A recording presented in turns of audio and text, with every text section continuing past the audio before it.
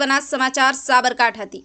સાબરકાંઠામાં અધિક નિવાસી કલેક્ટર શ્રી કૃષ્ણા વાઘેલાએ સશસ્ત્ર સેના ધ્વજ દિવસની ઉજવણીમાં ફાળો આપી પ્રારંભ કરાવ્યો।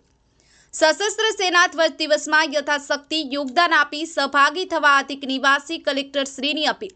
સાબરકાંઠા જિલ્લામાં અધિક નિવાસી કલેક્ટર શ્રી કૃષ્ણા વાઘેલાએ સશસ્ત્ર સેના ધ્વજ દિવસની ઉજવણીના ભાગરૂપે સશસ્ત્ર સેના ધ્વજ દિવસના ભંડોળમાં ફાળો આપી અને પ્રારંભ કરાવ્યો હતો।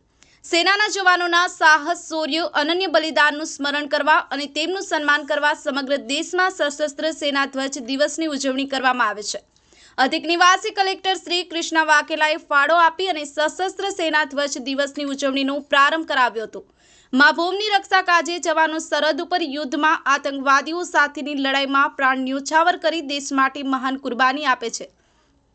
આવા શહીદ થયેલા જવાનોના કુટુંબીજન, સૈનિકો અને પૂર્વ સૈનિકોના કલ્યાણ અર્થે અને તેઓને સંકટ માંદગીના સમયે નાણાકીય સહાય આપવા યથાશક્તિ યોગદાન આપી સહભાગી થવા અધિક નિવાસી કલેક્ટરશ્રીએ અપીલ કરી હતી।